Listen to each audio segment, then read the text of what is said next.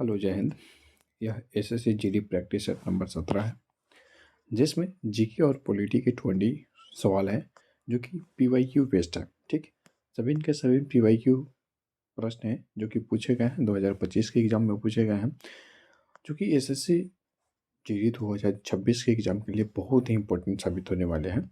यह एक छोटा पैकेट बड़े धमाके के रूप में काम करता है, क्योंकि हम एक प्रश्न से जितने भी रिलेटेड कॉन्सेप्ट हैं, जितने भी इम्पोर्टेंट पीवाईक्यू पूछे गए हैं, उन सारे कॉन्सेप्ट को कवर करते हुए लगभग इसमें 100 से 150 क्वेश्चन आपके कवर हो जाते हैं। ठीक है, देखने के लिए केवल 20 क्वेश्चन है, लेकिन इसके अंतर्गत कम से कम 100 से 150 क्वेश्चन कवर हो जाते हैं और कभी कभी तो 200-250 भी पार कर जाते हैं। ठीक है, तो बड़े ही इत्मीनान से आप इस कंसेप्ट को देखिए, आप इस सेशन को देखिए, बहुत ही अच्छा आपको रिजल्ट मिलेगा इसका। ठीक है, तो आइए शुरू करते हैं। पहला प्रश्न पूछा गया है, ठीक है, कि 7वीं पंचवर्षीय योजना का मुख्य फोकस क्या था। ठीक है, देखिए आपके सिलेबस में इकोनॉमिक्स है, और इकोनॉमिक्स का हम पीवाईक्यू एनालिसिस किए, उसमें जो 60% क्वेश्चन था वो 5 ईयर प्लान से था।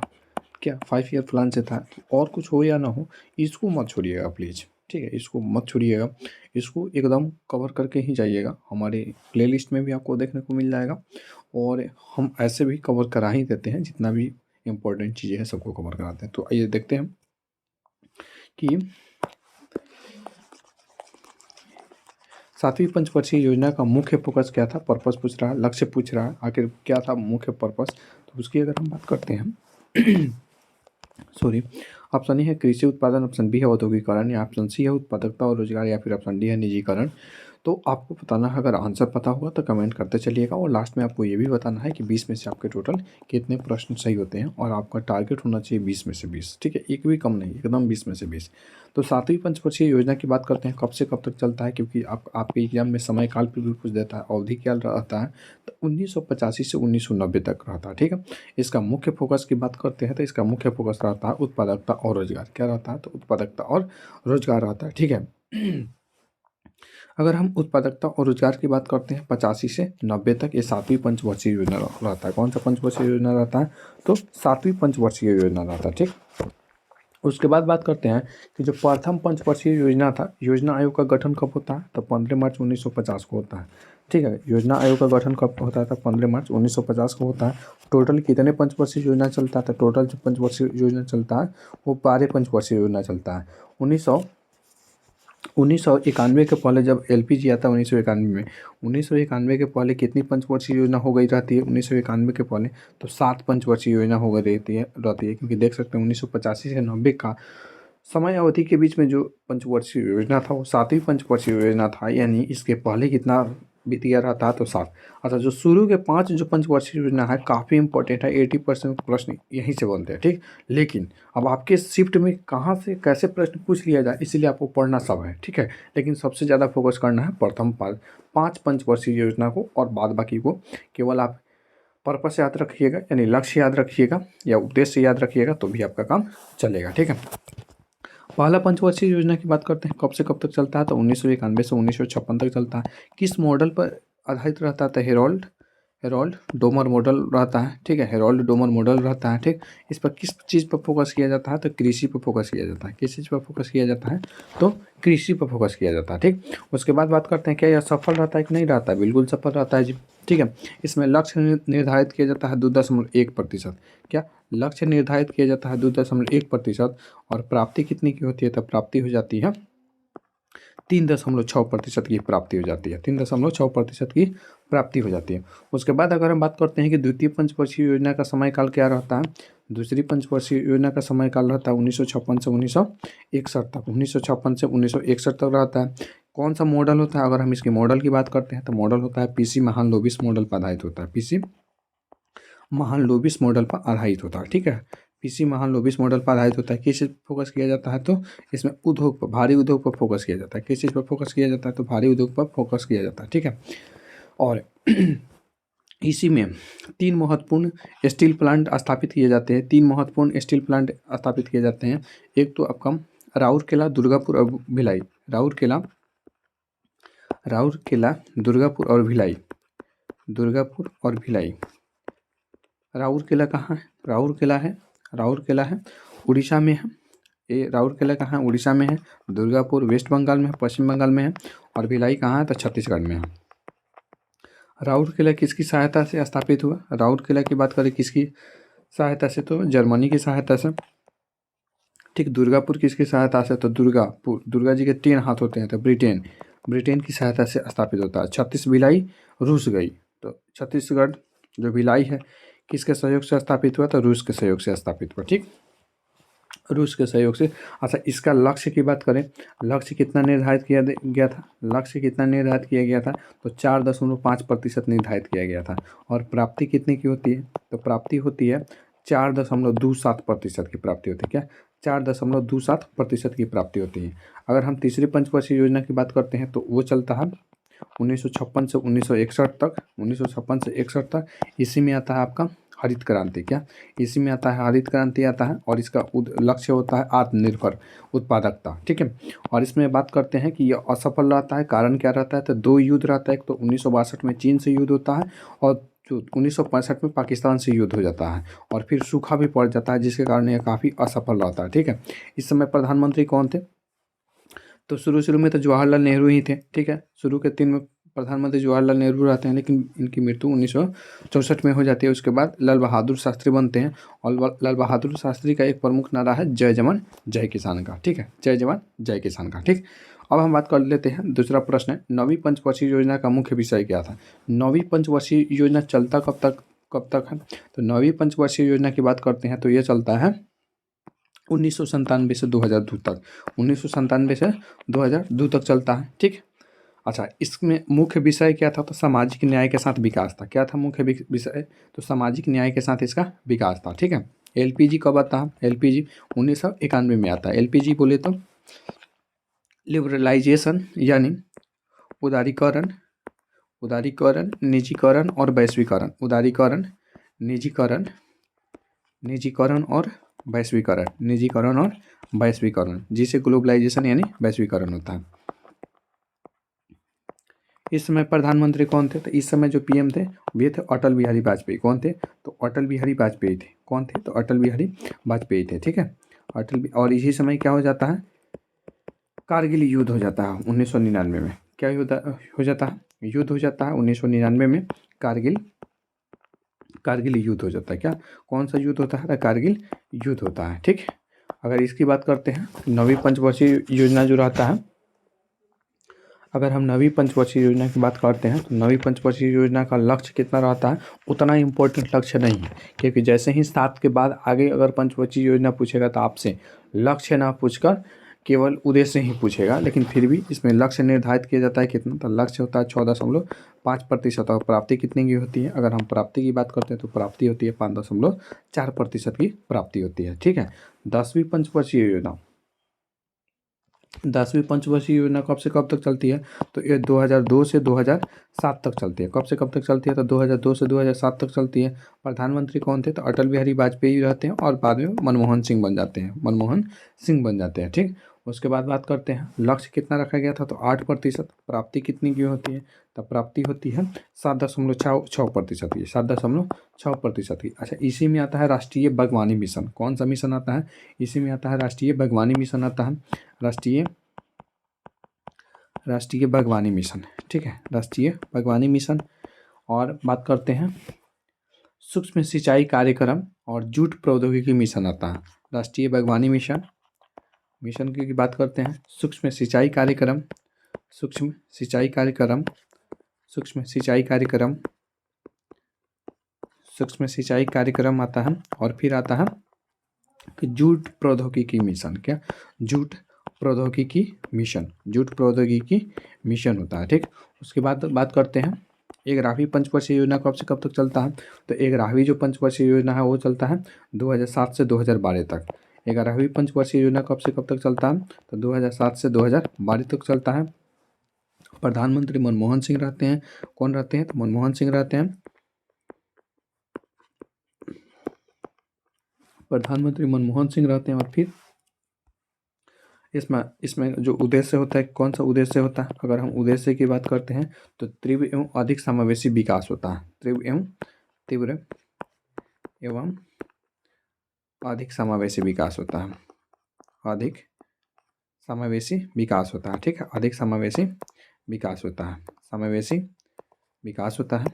और अगर हम बात करते हैं लक्ष्य कितना रखा जाता है तो 9%, और प्राप्ति कितनी की होती है, लक्ष्य रखा जाता है कितना, 9% की, 9% का लक्ष्य रखा जाता है और प्राप्ति होती है 8% की। ठीक है, 8% की प्राप्ति होती है। 12वीं पंचवर्षीय योजना की बात करते हैं हम तो 2012 से 2017 तक चलने वाला होता है, लेकिन इसको 2015 में ही क्या किया जाता है, समाप्त कर दिया जाता है। और इसके स्थान पर आता है, इसके स्थान पर आता है कौन सा, नीति आयोग आता है, नीति आयोग आता है। ठीक है,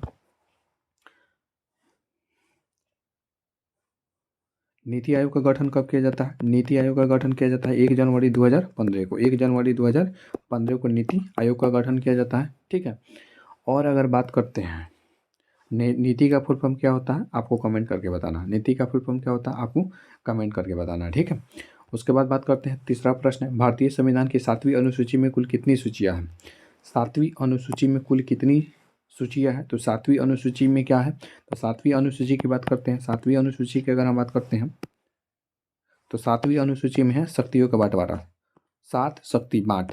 7वीं अनुसूची में क्या है, तो शक्तियों का क्या है, बंटवारा है। 7वीं अनुसूची में क्या है, तो शक्तियों का बंटवारा है, शक्तियों का बंटवारा है। और इसमें अगर हम बात करते हैं कितनी प्रकार की शक्तियाँ हैं, इसमें अगर हम बात करें कितनी प्रकार की शक्तियाँ हैं तो 3 प्रकार की शक्तियाँ। ठीक है, 3 प्रकार की शक्तियाँ हैं।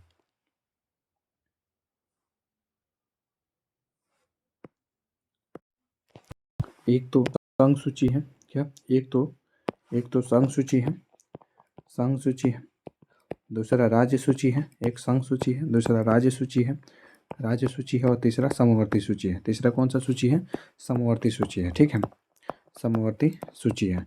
जो पुलिस होता है किस सूची में आता है, जो पुलिस होता है वो राज्य सूची में आता है। जैसे बिहार पुलिस देखिएगा, उत्तर प्रदेश पुलिस देखिएगा, सब राज्य का अपना अलग अलग पुलिस होता है। ठीक है, संघ सूची, राज्य सूची और समवर्ती सूची। ये किस अनुसूची में है, 7वीं अनुसूची में है। ठीक है, 7वीं अनुसूची में है। ठीक, उसके बाद बात करते हैं 8वीं अनुसूची में क्या है, क्या 8वीं अनुसूची में क्या है, तो 8वीं अनुसूची की बात करते हैं तो इसमें 22 भाषाओं का उल्लेख किया गया। 8वीं अनुसूची में क्या है, तो 22 भाषा का उल्लेख है। ठीक है, शुरू में क्या 22 भाषा थे, नहीं, शुरू में कितने भाषा थे, तो केवल 14 भाषा थे। शुरू में कितने भाषा थे, तो केवल 14 भाषा थे। 9वीं अनुसूची में क्या है, 9वीं अनुसूची की बात करते हैं तो इसमें है भूमि सुधार। ठीक है, भूमि सुधार है, भूमि सुधार से संबंधित प्रावधान है, भूमि सुधार। 10वीं अनुसूची की बात करते हैं, 10वीं अनुसूची में दल बदल है। 10वीं अनुसूची में क्या है, 10वीं अनुसूची में है दल बदल। 10वीं अनुसूची में क्या है, तो दल बदल कानून है। ठीक है, दल बदल। 11वीं अनुसूची में क्या है, तो 11वीं अनुसूची में आपका, 11वीं अनुसूची की बात करते हैं तो 11वीं अनुसूची में क्या है जी, तो 11वीं अनुसूची में है पंचायती राज व्यवस्था। ठीक है, क्या है, पंचायती राज व्यवस्था है, क्या है, तो पंचायती राज व्यवस्था है। इसमें पंचायती राज व्यवस्था है, पंचायती राज व्यवस्था है। ठीक है, पंचायती राज व्यवस्था है। उसके बाद 12वीं अनुसूची में क्या है, नगर पंचायत की व्यवस्था है। 12वीं अनुसूची में क्या है, 12वीं अनुसूची की बात करते हैं, 12वीं अनुसूची में क्या है, 12वीं अनुसूची की अगर हम बात करते हैं इसमें नगर पंचायत का प्रावधान है। किस चीज़ का प्रावधान है, तो नगर पंचायत का इसमें प्रावधान है, नगर पंचायत। ठीक है, ये कौन सा संविधान संशोधन के द्वारा, तो 73वां संविधान संशोधन के द्वारा, और ये 74वां संविधान संशोधन के द्वारा। इसी के द्वारा क्या किया जाता है कि राज्य वित्त आयोग का गठन किया जाता है। ठीक, राज्य वित्त आयोग का गठन किया जाता है, राज्य वित्त आयोग का गठन किया जाता है। ठीक, 4 नंबर प्रश्न है, 4 नंबर प्रश्न है कि निम्नलिखित में कौन सा विषय जो है राज्य सूची में शामिल है, कौन सा विषय राज्य सूची में शामिल है। तो अभी अभी हम बताएं कि जो पुलिस होता है वो राज्य सूची के अंतर्गत आता है। क्या, जो पुलिस होता है किस सूची का विषय है, तो जो पुलिस होता है वो राज्य सूची का विषय होता है। जो रेलवे होता है, मुद्रा होता है और नागरिकता होता है, ये सभी किस सूची का विषय है, तो ये सभी के सभी हैं संघ सूची का विषय है। किस सूची का विषय है, संघ सूची का विषय है। और शक्तियों का बंटवारा किस अनुसूची में दिया गया है, तो 7वीं अनुसूची में दिया गया। कितने प्रकार के शक्तियाँ होती है, तो 3 प्रकार के। ठीक है, एक तो संघ सूची, राज्य सूची और फिर समवर्ती सूची होता है। ठीक, उसके बाद बात करते हैं कि टेथिस सागर के अवशेष से किस पर्वत श्रृंखला का निर्माण हुआ। टेथिस सागर के अवशेष से किस पर्वत श्रृंखला का निर्माण हुआ। आल्पस का कि हिमालय का कि एंडीज का कि रॉकी का। आल्पस का कि हिमालय का कि एंडीज का कि रॉकी का। इसका जो सही जवाब है वो हिमालय है। कौन सा पर्वत का निर्माण होता है टेथी सागर के अवशेष से? तो ये होता है हिमालय का निर्माण होता है। ठीक, करें। आल्पस पर्वत, आल्पस पर्वत किस महाद्वीप में है? तो ये यूरोप महाद्वीप में है। आल्पस आल्पस जो पर्वत है किस महाद्वीप में है? तो यूरोप महाद्वीप में है। ठीक, उसके बाद बात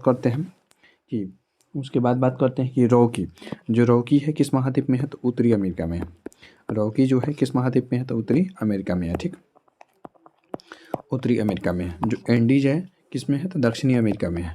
एंडीज किस में है? तो दक्षिणी अमेरिका में है। ठीक, दक्षिणी अमेरिका में है। ठीक, हाल ही में मैक्सिको की खाड़ी का नाम क्या हो गया है? तो अमेरिका के खाड़ी हो गया हाल ही में। और किसने नामकरण किया है? तो डोनाल्ड ट्रंप, अमेरिका के राष्ट्रपति डोनाल्ड ट्रंप ने इसका नामकरण किया है। ठीक, अगर हम बात करें कि भारत की सबसे प्राचीन पर्वत श्रृंखला कौन सा है? तो वो है अरावली पर्वत श्रृंखला। कौन सा? तो अरावली पर्वत श्रृंखला है। ठीक है, अरावली पर्वत श्रृंखला। और सबसे नवीन कौन सा है? तो हिमालय ही है, अरावली पर्वत श्रृंखला है। ठीक, किस राज्य में प्रमुख रूप से पाया जाता है? तो ये राजस्थान में पाया जाता है। ठीक है, किस राज्य में पाया जाता है? तो राजस्थान में पाया जाता है।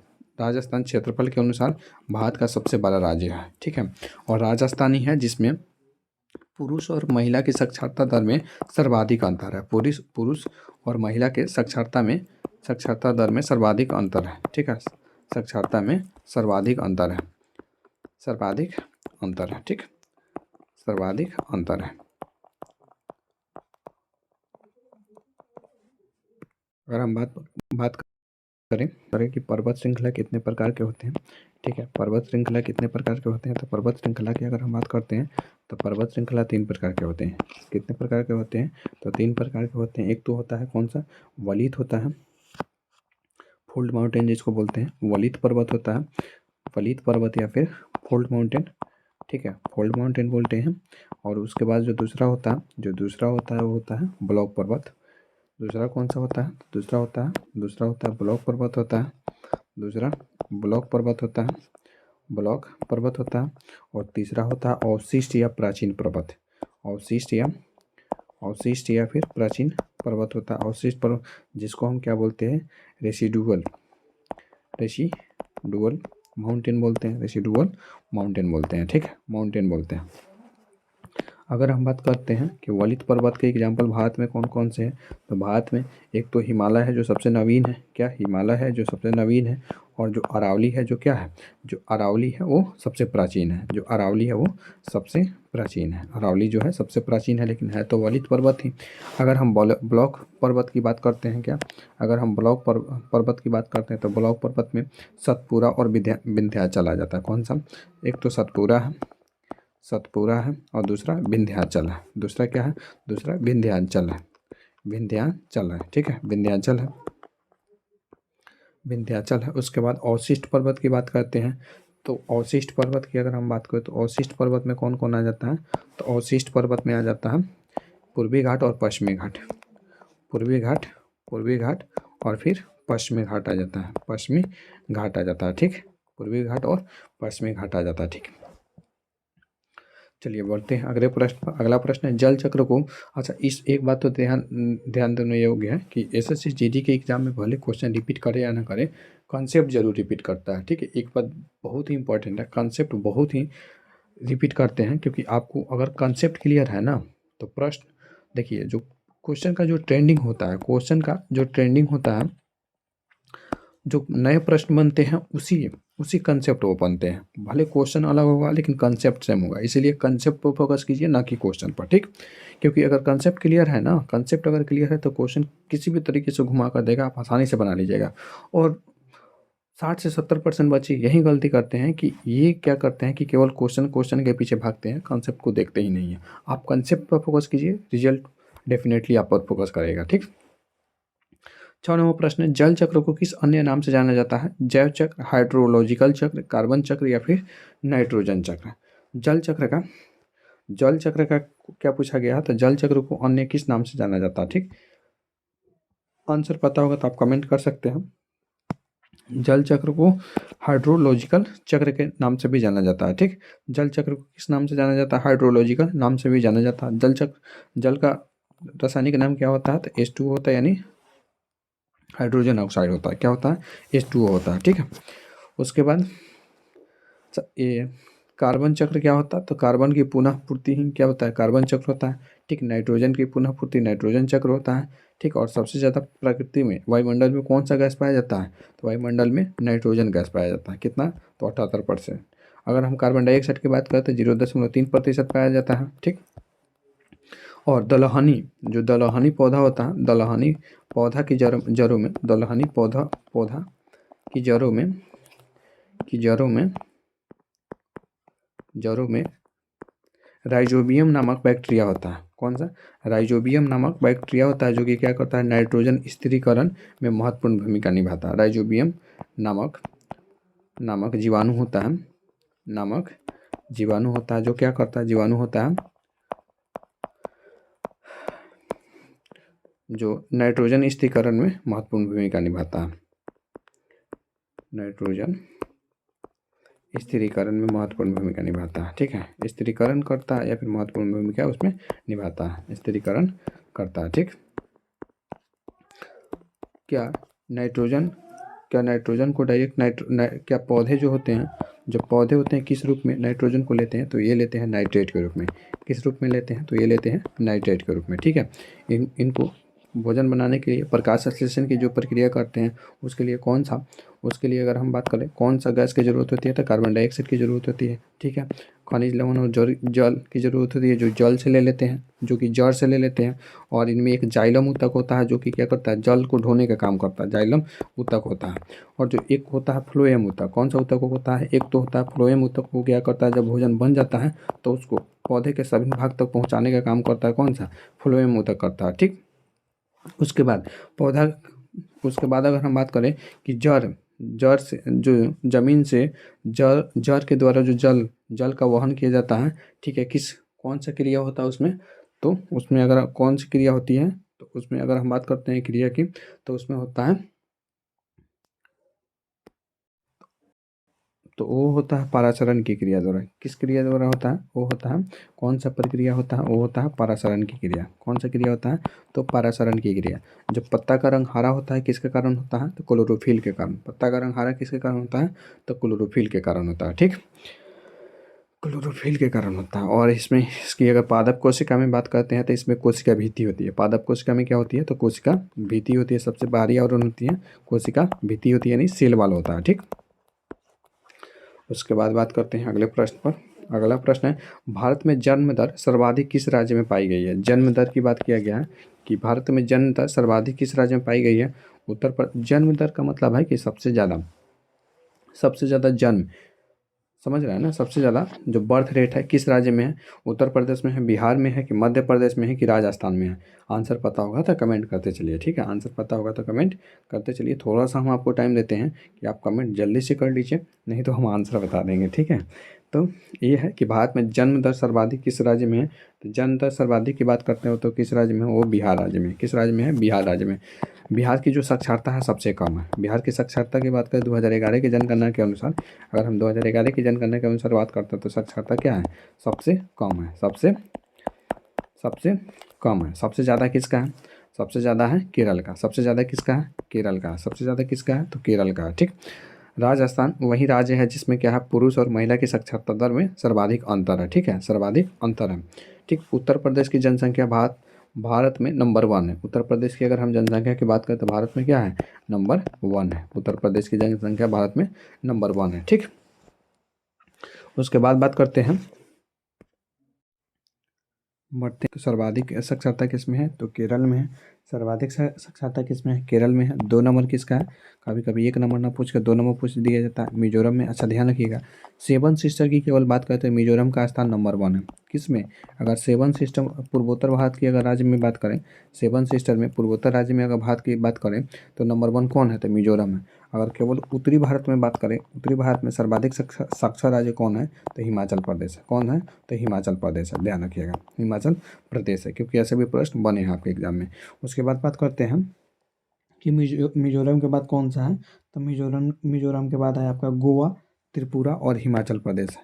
गोवा है, त्रिपुरा है, और हिमाचल प्रदेश है, त्रिपुरा है और हिमाचल प्रदेश है, ठीक है, हिमाचल प्रदेश है। लेकिन ध्यान रखिएगा, अगर उत्तरी भारत की केवल बात किया जाए तो उत्तरी भारत की बात किया जाए तो ये है आपका हिमाचल प्रदेश होगा नंबर 1 पर, उत्तरी भारत की बात कर रहे हैं। अगर सेवन सिस्टर में नंबर 1 पूछा जाए तो कौन सा होगा सेवन सिस्टर में, तो ये मिजोरम होगा। कौन सा होगा सेवन सिस्टर में, तो मिजोरम होगा। अगर ओवरऑल बात किया जाए कि यूटी में, ओवरऑल अगर बात किया जाए कि यूटी और राज्य में नंबर 2 पर कौन है, नंबर 2 पर कौन है, तो लक्षद्वीप है। कौन है, तो लक्षद्वीप है, ठीक है।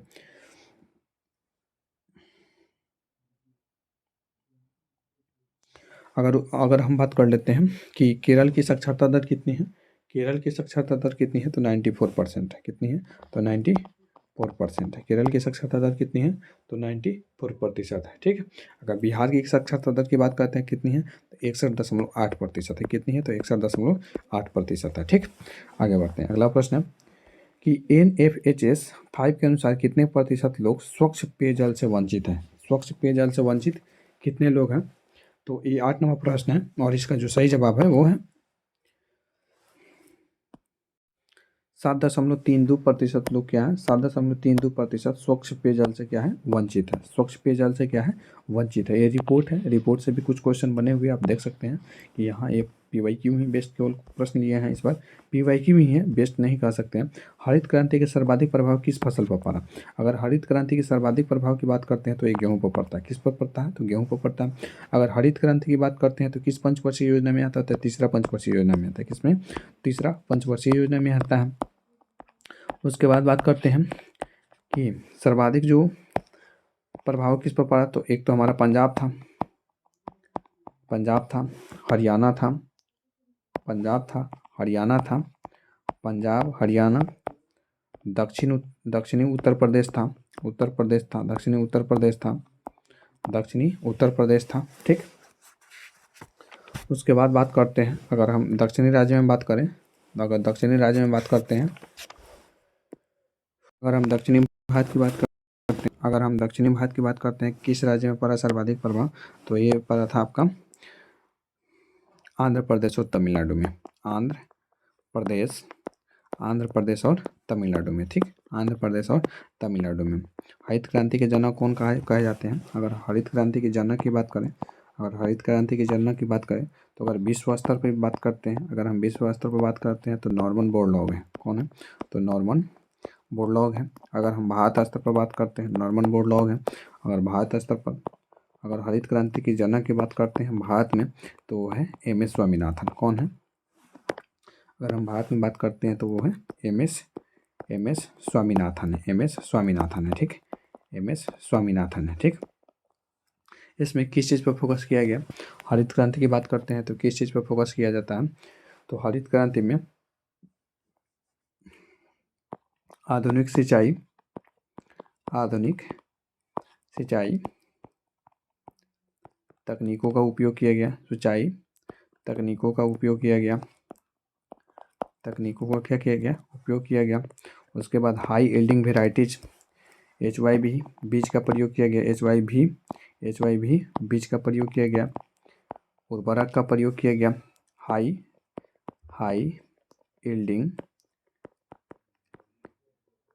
यील्डिंग वेराइटीज का प्रयोग किया गया। इसका फुल फॉर्म भी पूछा हुआ है, हाई यील्डिंग वेराइटीज बीज का प्रयोग किया गया। उसके बाद अगर हम बात करते हैं कि इसमें अगर हाई यील्डिंग, उसके बाद उर्वरक का प्रयोग किया गया, किस चीज़ का, उर्वरक का प्रयोग किया गया। फायदा क्या हुआ कि हम लोग खाद्यान्न उत्पादन में आत्मनिर्भर बन गए। खाद्यान्न, फायदा क्या हुआ इस हरित क्रांति का, फायदा क्या हुआ कि खाद्यान्न उत्पादन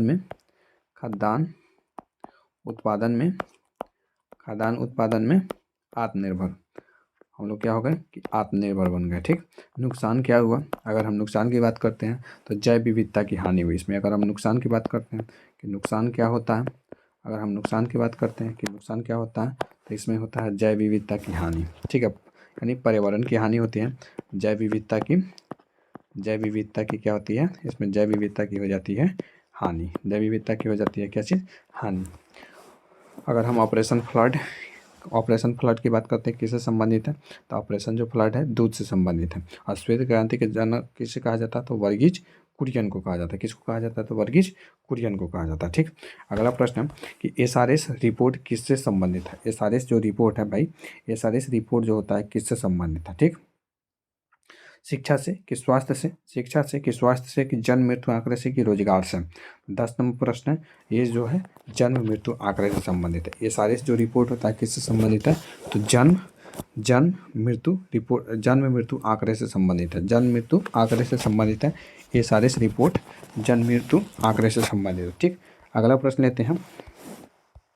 अगला प्रश्न, माइक्रो फाइनेंस संस्थाओं का मुख्य उद्देश्य क्या होता है? माइक्रो फाइनेंस, जो माइक्रो फाइनेंस होता है मतलब छोटा छोटा जो बैंक होता है उसका क्या क्या उसका मुख्य उद्देश्य की बात करते हैं। अमीरों को ऋण देना, कि गरीबों को वित्तीय सेवा देना, कि कर संग्रह, कि उद्योगों का विकास करना। ठीक है, तो इसका जो मुख्य उद्देश्य होता है कौन सा होता है? तो गरीबों को वित्तीय सेवा देना होता है। क्या होता है इसका?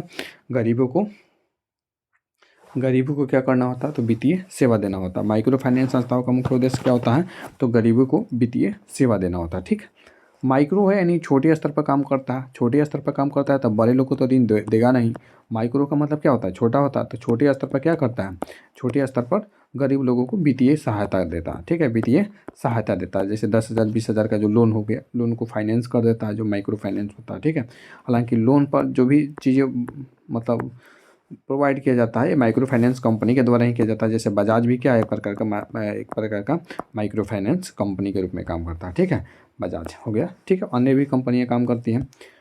और लोन पर फ़ोन कौन लेगा? अमीर लोग लेगा जी? नहीं लेगा। लोन पर फ़ोन कौन लेगा? लोन पर फ़ोन की बात करते हैं, अगर लोन पर फ़ोन की बात करते हैं तो वो गरीब लोग को ही ज़रूरत होती है। या फिर लोन पर मान लीजिए कोई फ्रिज लेने जा रहा है, यानी फ्रिज का भी पैसा उसके पास नहीं है, यानी 10-15 हज़ार भी रुपया नहीं है। ठीक है, लोन पर अगर हम फ्रिज की बात करें यानी उसको बहुत मिनिमम रुपया चाहिए इस चीज़ को खरीदने के लिए, और उतना भी नहीं है, तो इसके लिए कौन सी सहायता करती है? तो जो माइक्रो फाइनेंस संस्था होती है, जो माइक्रो फाइनेंस संस्था होती है वही क्या करती है? इनको मदद करती है। माइक्रो फाइनेंस संस्था होती है, बदले में क्या करती है? ऋण वसूली करती है। उस पर ब्याज क्या करती है? दाब दाब के एकदम ले लेती है माइक्रो फाइनेंस कंपनी।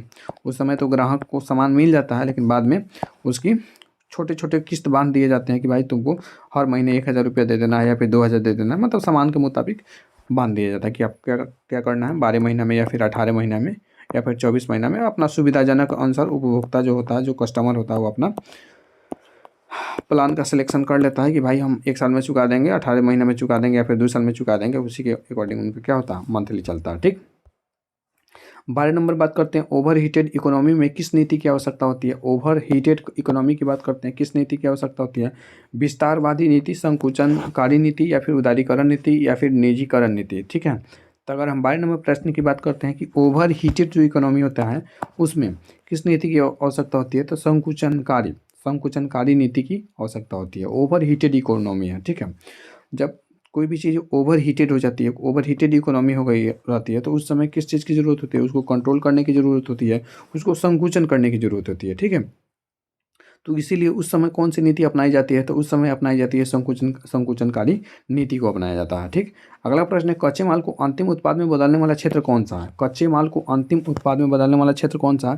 प्राथमिक क्षेत्र है, सेवा क्षेत्र है, या विनिर्माण क्षेत्र है, या फिर कृषि क्षेत्र है? तो ये कौन सा है? मैन्युफैक्चरिंग। कौन सा क्षेत्र है? तो मैन्युफैक्चरिंग जो क्षेत्र होता है वो क्या करता है? कच्चे माल को अंतिम उत्पाद में बदलने वाला क्षेत्र है, अंतिम उत्पाद में। जो सेवा क्षेत्र क्या करता था? सेवा क्षेत्र उद्योग से कस्टमर तक वस्तुओं को पहुंचाने का काम करता है। उद्योग से कस्टमर तक वस्तुओं को पहुंचाने का काम करता है, भले बीच में वो किसी दुकान पर रख दे उस सामान को। ठीक है, जैसे बैंकिंग हो गया, ट्रांसपोर्ट सिस्टम हो गया, ट्रांसपोर्ट सिस्टम हो गया, जो सेवा करने का काम करता है। होटल हो गया, हॉस्पिटल हो गया, स्कूल हो गया, सभी किस कैटेगरी में आते हैं? तो ये सेवा क्षेत्र में आते हैं। किस क्षेत्र में आते हैं? प्राथमिक क्षेत्र में क्या आता है? अगर हम प्राथमिक क्षेत्र की बात करते हैं तो प्राथमिक क्षेत्र में आपका कृषि आता है। ठीक है, कृषि आता है, खनन आता है। ठीक है, यानी माइनिंग किया जा रहा है, यानी जैसे सोना निकाला जा रहा है या फिर कोयला निकाला जा रहा है धरती के अंदर से, खनन हो गया। उसके बाद वानिकी हो गया। वानिकी मतलब क्या किया जा रहा है? कि वन की खेती किया जा रहा है। मान लीजिए आप क्या कर रहे हैं? आम की बागवानी लगा दिए, लीची की बागवानी लगा दिए। ठीक है, ये मत्स्य पालन हो गया। मत्स्य पालन हो गया, मत्स्य पालन हो गया मतलब मछली पाल रहे हैं या फिर बकरी पाल रहे हैं। मत्स्य पालन हो गया, मधुमक्खी पालन कर रहे हैं, ये सभी के सभी किसके अंतर्गत आते हैं? तो प्राथमिक क्षेत्र के अंतर्गत आते हैं। मधुमक्खी पालन हो गया, यानी इसमें जो लोग होता है डायरेक्ट रूप से किस पर निर्भर होता है? तो प्राकृतिक पर निर्भर होता है। ठीक है, किस पर निर्भर होता है? तो प्राकृतिक पर निर्भर होता है, प्रकृति पर निर्भर होता है, प्राकृतिक वस्तुओं पर निर्भर होता है अपने जीवन यापन के लिए। ठीक है, और सबसे ज़्यादा जनसंख्या के सर्वाधिक भाग किस क्षेत्र पर डिपेंडेंट है? तो प्राथमिक क्षेत्र पर डिपेंडेंट है। और सबसे कम जीडीपी में किसका योगदान होता है? तो ये प्राथमिक क्षेत्र का ही होता है। सबसे ज़्यादा किसका योगदान है? तो तृतीयक क्षेत्र का है, जिसको सेवा क्षेत्र भी कहते हैं। ठीक है, सेवा क्षेत्र भी बोलते हैं। और जो द्वितीयक क्षेत्र होता है, क्या होता है कि प्राथमिक क्षेत्र का जो भी कांचा माल है उसको क्या करता है कि फाइनल प्रोडक्ट में बदलता है। मान लीजिए कृषि के द्वारा क्या किया जाता है? प्राथमिक क्षेत्र में गन्ना का उत्पादन किया जाता है। किस चीज़ का उत्पादन किया जाता है? गन्ना का उत्पादन किया जाता है। ठीक है, इसमें गन्ना का उत्पादन किया जा रहा है प्राथमिक क्षेत्र में। अब हमको चाहिए चीनी, तो किसान क्या करेगा? गन्ना को लादेगा, अपना ट्रैक्टर पर लादेगा और पहुंचा देगा कहाँ? फैक्ट्री में पहुंचा देगा। फैक्ट्री में पहुंचा देगा और उसके बाद क्या करेगा? फैक्ट्री वाला एक गन्ना के रस से क्या करेगा? चीनी बना देगा। गन्ना के रस से क्या बना देगा? चीनी बनाकर बोरा में पैक करके और भेज देगा बेचने के लिए। ठीक है, तो देखिए, तो काँचा माल से क्या हो गया कि ये फाइनल प्रोडक्ट बन गया। ये फाइनल प्रोडक्ट बन गया यानी अंतिम उत्पाद बन गया। लोगों को क्या चाहिए? लोगों को गन्ना थोड़े चाहिए जी, लोगों को तो चीनी चाहिए। तो लोगों को चीनी चाहिए, गन्ना से क्या किया? चीनी बना दिया। गन्ना से जो चीनी बना दिया, तो जो बीच में आ रहा है प्राथमिक क्षेत्र के बाद जो द्वितीय क्षेत्र है, मतलब जो कच्चा माल से फाइनल प्रोडक्ट बना रहा है, उसी को हम क्या बोलते हैं? द्वितीय क्षेत्र बोलते हैं, या फिर औद्योगिक क्षेत्र भी इसको बोलते हैं, द्वितीय क्षेत्र बोलते हैं। ठीक है, और यही क्या करता है? कच्चा माल को अंतिम उत्पाद बनाता है। कच्चा माल को अंतिम उत्पाद बनाता है। जैसे मान लीजिए सॉरी, मान लीजिए एक क्या करता है? आटा से बिस्किट बनाता है। तो आटा कहाँ से आएगा? आटा के लिए सबसे पहले गेहूँ चाहिए, जो कि प्राथमिक क्षेत्र से आएगा। गेहूँ चाहिए और एक फैक्ट्री में जाएगा गेहूँ। ठीक है, आटा बनेगा और उसके बाद क्या होगा? फैक्ट्री में, बिस्किट फैक्ट्री में जाएगा तो बिस्कुट बन जाएगा। सीधी सी बात है, क्या बन जाएगा? तो बिस्कुट बन जाएगा। ठीक, उसके बाद बात करते हैं कि थाईपुसम उत्सव किस भगवान से संबंधित है? जो थाईपुसम उत्सव है किस भगवान से संबंधित है? शिव है कि विष्णु है कि मुरुगन है कि गणेश है? थाईपुसम की बात करते हैं, थाईपुसम उत्सव की बात करते हैं, तो किस थाईपुसम उत्सव किस भगवान से संबंधित है? तो ये जो है थाईपुसम, अगर आंसर पता है तो आप कमेंट कर सकते हैं। मुरुगन भगवान से संबंधित है। किस भगवान से संबंधित है? तो मुरुगन भगवान से संबंधित है। अगर हम थाईपुसम उत्सव की बात करते हैं, क्या थाईपुसम उत्सव की बात करते हैं, तो थाईपुसम जो उत्सव होता है किस राज्य में मनाया जाता है? थाईपुसम उत्सव होता है किस राज्य में मनाया जाता है? किस राज्य में मनाया जाता है? आंसर पता होगा तो कमेंट करके बताइए, किस राज्य में मनाया जाता है? जो थाईपुसम त्यौहार होता है वो तमिलनाडु में मनाया जाता है। किस राज्य में मनाया जाता है? तो तमिलनाडु में मनाया जाता है। ठीक है, तमिलनाडु में मनाया जाता है। ठीक, तमिलनाडु में क्या किया जाता है इसको? अगर हम तमिलनाडु को कुछ अन्य त्यौहार की बात करते हैं, कुछ अन्य उत्सव की बात करते हैं, तो ये एक तो पोंगल हो गया। ठीक है, पोंगल हो गया। उसके बाद भोगी पोंगल हो गया। पोंगल दिख रहा है जी, ये पोंगल है। ठीक, एक तो पोंगल हो गया, दूसरा भोगी पोंगल हो गया। कौन सा? दूसरा भोगी पोंगल हो गया, भोगी पोंगल हो गया। जो तीसरे की बात करते हैं, सूर्य पोंगल हो गया, मतलब हर प्रकार का पोंगल। मठ पोंगल हो गया, सूर्य पोंगल हो गया, सूर्य पोंगल हो गया, सूर्य पोंगल हो गया, मठ पोंगल हो गया, मठ पोंगल हो गया, या कानू हो गया, कानू पोंगल हो गया, कानू पोंगल हो गया। ठीक है, कानू मतलब हर प्रकार का पोंगल किस राज्य से संबंधित होगा? तमिलनाडु से। जल्लीकट्टू हो गया, क्या? जल्लीकट्टू हो गया, जल्लीकट्टू हो गया, थाईपुसम हो गया और नृत्यांजलि हो गया। क्या? नृत्यांजलि हो गया। किस राज्य से है? तो ये राज्य है, कौन सा राज्य है जी? ये है तमिलनाडु से ही है। गणेश उत्सव कहाँ सबसे फेमस है? तो महाराष्ट्र में है। ठीक है, महाराष्ट्र की राजधानी कहाँ है? तो महाराष्ट्र की राजधानी है कहाँ? मुंबई है। और मुंबई किसका मुख्यालय है? तो आरबीआई का मुख्यालय है। आरबीआई का गठन कब किया जाता है? तो 1935 में किया जाता है। किस कमेटी पर? तो यंग हिल्टन कमेटी होता है। ठीक, उसके बाद बात करते हैं अगले प्रश्न पर। अगला प्रश्न है कि चेइरा ओबा किस राज्य का नौ वर्ष? चेइरा ओबा की बात करते हैं। चेइरा जो ओबा है किस राज्य का 9 वर्ष है? ऑप्शन ए है असम, ऑप्शन बी है मणिपुर, ऑप्शन सी है केरल, या फिर ऑप्शन डी है उड़ीसा। तो इसका जो सही जवाब होगा बी चेइरा ओबा की बात करते हैं तो ये मणिपुर का नववर्ष है। मणिपुर का क्या है? नववर्ष है। मणिपुर का क्या है? तो ये नववर्ष है। ठीक है। हम कुछ अन्य महत्वपूर्ण राज्यों की नववर्ष की बात कर लेते हैं। तो महाराष्ट्र के नववर्ष को क्या कहा जाता है? महाराष्ट्र में नववर्ष के जो पर्व होता है उसको क्या कहा जाता है? तो उसको कहा जाता है गुड़ी पड़वा। क्या कहा जाता है?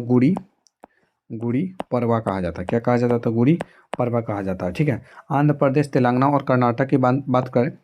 आंध्र प्रदेश, तेलंगाना और कर्नाटक की बात करते हैं। कर्नाटक और तेलंगाना की बात करें। कर्नाटक और तेलंगाना की बात करते हैं। तेलंगाना की अगर हम बात करें तो ये उगादी कहलाता है। क्या कहलाता है? तो उगादी कहलाता है। उसके बाद अगर हम पंजाब में बात करें, पंजाब में नववर्ष को क्या कहा जाता है? तो बैसाखी कहा जाता है। क्या कहा जाता है? कौन सा त्यौहार मनाया जाता है? तो बैसाखी मनाया जाता है। बैसाखी मनाया जाता है। ठीक। उसके बाद केरल की बात करें तो केरल में विशु। केरल में कौन सा त्यौहार मनाया जाता है? तो विशु मनाया जाता है। ठीक। बिहार में जुड़ शीतल मनाया जाता है। ठीक है। जुड़ शीतल बिहार और झारखंड में। कश्मीर में क्या मनाया जाता है? तो कश्मीर में कौन सा त्यौहार मनाया जाता है? तो ये मनाया जाता है नौरेह। ठीक है। और उड़ीसा में पाना संक्रांति। उड़ीसा में कौन सा त्यौहार मनाया जाता है? तो पाना संक्रांति मनाया जाता है। संक्रांति मनाया जाता है। ठीक। उसके बाद सिंधी समुदाय लोग, जो सिंधी समुदाय के लोग होते हैं वे कौन सा त्यौहार मनाते हैं? तो वो मनाते हैं चेटी चंड। कौन सा? चेटी चंड मनाते हैं। और उसके बाद जो पारसी समुदाय के लोग होते हैं वो नवरोज मनाते हैं। जो पारसी समुदाय के लोग होते हैं वे समुदाय के जो लोग होते हैं वो क्या मनाते हैं? तो वे मनाते हैं नवरोज। कौन सा त्यौहार मनाते हैं? तो वे लोग नवरोज मनाते हैं। ठीक है। मध्यकालीन भारत में नवरोज की आरंभ किसने किया था? तो बलबन किया था। किसने शुरू किया था? तो बलबन किया था। 16वां प्रश्न है कि जो गुड़ी पड़वा है, जो गुड़ी पड़वा है किस समुदाय का नववर्ष मनाया जाता है? अभी नब्बे पढ़े हैं लोग। कहाँ? तो महाराष्ट्र में। और महाराष्ट्र में सर्वाधिक लोग जो होता है क्या बोलता है? मराठी बोलता है। मराठी लोग होता है। ठीक। क्योंकि ये महाराष्ट्र मराठा के लिए फेमस है। मराठा जो कि स्वराज का सपना देखता है, सीधी सी बात है। ठीक। और यहाँ ये शिवाजी से प्रेरित है। किससे प्रेरित है? तो शिवाजी से प्रेरित है। उसके बाद अधिक आधुनिक भारत में देखते हैं बाल गंगाधर तिलक को स्वराज हमारा जन्मसिद्ध अधिकार है, ये महाराष्ट्र से ही थे। ठीक। तो अगर हम बात करते हैं गुड़ी पड़वा त्यौहार की, तो यह महाराष्ट्र से संबंधित है। और उसमें सबसे ज़्यादा लोग क्या होते हैं? मराठी। तो किस समुदाय से संबंधित है? तो मराठी समुदाय से संबंधित है। पंजाबी की अगर हम बात करते हैं तो ये लोग मनाते हैं कौन सा त्यौहार? बैसाखी मनाते हैं। पंजाबी जो समुदाय है कौन सा त्यौहार मनाता है? बैसाखी मनाता है। ठीक है। अगर हम तमिलनाडु की बात करते हैं तो क्या मनाता है? आप कमेंट करके बताइएगा। ठीक है जी।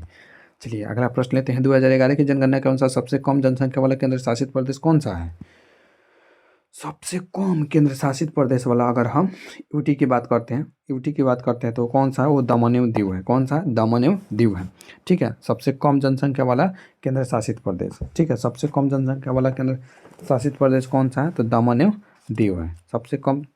तो ये आपका कौन सा है? तो दमन एवं दीव है। ठीक है।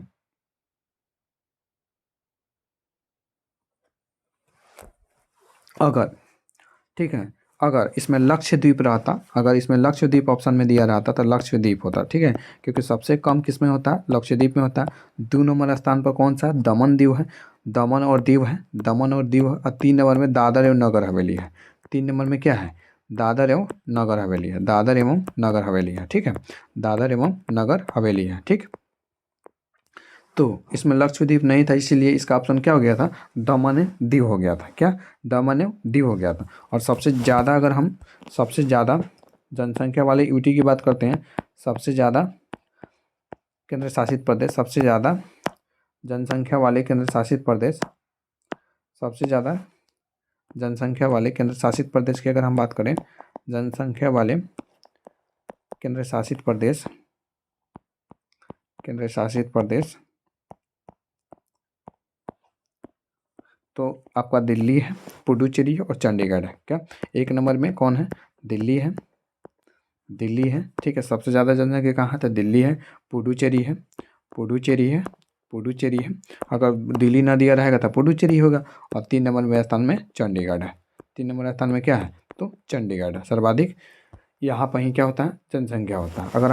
अगर राज्य की बात करते हैं, सबसे ज़्यादा जनसंख्या कहाँ है, किस राज्य में सर्वाधिक जनसंख्या किस राज्य में है, तो उत्तर प्रदेश में है। सर्वाधिक जनसंख्या की बात करें, सर्वाधिक जनसंख्या वाले राज्य की बात करते हैं तो कौन सा हो जाएगा, तो उत्तर प्रदेश हो जाएगा। 1 नंबर पर कौन सा है, उत्तर प्रदेश। 2 नंबर पर कौन सा है, 2 नंबर में महाराष्ट्र है। 2 नंबर में कौन सा है, महाराष्ट्र है। 3 नंबर में कौन सा है, 3 नंबर में बिहार है। 3 नंबर में कौन सा है, बिहार है। पश्चिम बंगाल है। 4 नंबर में क्या है, तो पश्चिम बंगाल है। 4 नंबर में क्या है, तो पश्चिम बंगाल है। और 5 नंबर में क्या है, तो आंध्र प्रदेश है। ठीक है। अगर हम दक्षिणी भारत में बात करें, आंध्र प्रदेश है। ठीक है। अगर हम दक्षिणी भारत में बात करें, सब सर्वाधिक जनसंख्या वाला राज्य कौन सा होगा, तो आंध्र प्रदेश होगा। ध्यान रखिएगा, कौन सा होगा, तो आंध्र प्रदेश होगा। ठीक। उसके बाद बात करते हैं 98वां प्रश्न, भारत में महिला साक्षरता दर सबसे कम किस राज्य में है, तो बिहार राज्य में है। महिला साक्षरता दर किस राज्य में है, सबसे कम। अगर हम साक्षरता की बात करते हैं तो महिला कितना है, तो 51.5% है। कितना है, तो 51.5% है। ठीक है। बिहार की साक्षरता, अगर हम बिहार की टोटल साक्षरता की बात करें, यानी महिला और पुरुष दोनों को मिलाकर, तो 61.8% है। ठीक है, 61.8% है। ठीक है।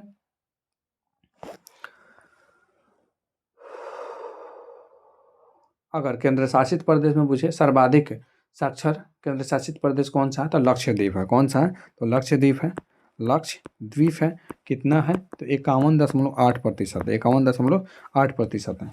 51 नहीं, 91। ठीक है, 91.8% है। और सबसे कम साक्षर केंद्र शासित प्रदेश कौन सा है, ठीक है, तो आपका सबसे कम साक्षर अगर केंद्र शासित प्रदेश की बात करते हैं तो ये कौन सा है, दादर एवं नगर हवेली है। दादर एवं नगर हवेली है। ध्यान रखिएगा, दादर एवं नगर हवेली है। सबसे ज़्यादा साक्षर राज्य तो पता ही है, केरल है। अगर उत्तरी भारत की बात करें तो हिमाचल प्रदेश है। और 7 सिस्टर की बात करें, यानी उत्तर पूर्वी भारत की बात करें, तो वो कौन सा है, तो मिजोरम है। इसको भी ध्यान रखिएगा। ठीक है, इसको भी ध्यान रखिएगा। अगर केरल ना दिया हो ऑप्शन में, अगर दक्षिणी भारत की बात कर रहा हो, तो तमिलनाडु हो जाएगा। इसको भी ध्यान रखिएगा, तमिलनाडु हो जाएगा। ठीक है। उसके बाद बात करते हैं, अगला प्रश्न है कि सेवा क्षेत्र का योगदान किसके माध्यम से होता है। सेवा क्षेत्र का योगदान किसके माध्यम से होता है, कच्चा माल के माध्यम से, सहायक गतिविधियों के माध्यम से, कृषि उत्पादन के माध्यम से, या केवल उद्योग। सहायक गतिविधियाँ। ठीक है। सेवा क्षेत्र क्या करता है, सहायता करता है। किसको, प्राथमिक क्षेत्र और द्वितीय क्षेत्र को। मान लीजिए इनका गन्ना है, ठीक है, तो इनको गन्ना को फैक्ट्री तक पहुंचाने के लिए कोई ना कोई चाहिए ना, तो जो सेवा करेगा, जो ट्रक लाएगा, जो या फिर जिनका भी ट्रैक्टर होगा, जो यहाँ से और यहाँ तक जो पहुँचाने का काम करेगा, वो क्या करेगा, एक प्रकार का सेवा करेगा और बदले में पैसा लेगा। ठीक है, तो सहायता करता है। यह प्राथमिक क्षेत्र और द्वितीय क्षेत्र को क्या करता है, आपस में जोड़ने का काम करता है। इसीलिए यह सहायक गतिविधि के अंतर्गत आता है। ठीक। उसके बाद बात करते हैं, विज्ञापन का मुख्य उद्देश्य क्या होता है, एडवर्टाइजमेंट। जैसे यूट्यूब खोलते हैं तो बहुत सारा एडवर्टाइजमेंट आपको देखने को मिलता है, प्रचार। जैसे स्पार्क्स का जूता हो गया, ठीक है, या फिर किसी कंपनी का कार हो गया। ठीक है, तो विज्ञापन का मुख्य उद्देश्य क्या होता है, उत्पादन करना होता है, कि परिवहन करना होता है, कि कर संग्रह करना होता है, उपभोक्ता को जानकारी देना होता है कि हमारे में क्या क्या खास बात है। देखिए ये कोई सेंट वेंट का प्रचार करता है तो किस प्रकार परियां गिरती है सब ऊपर से धर्म धर्म, तो उसमें मुख्य उद्देश्य क्या होता है, जानकारी देना होता है कि हमारा प्रोडक्ट कितना दमदार है, कितना शानदार है, कितना जानदार है।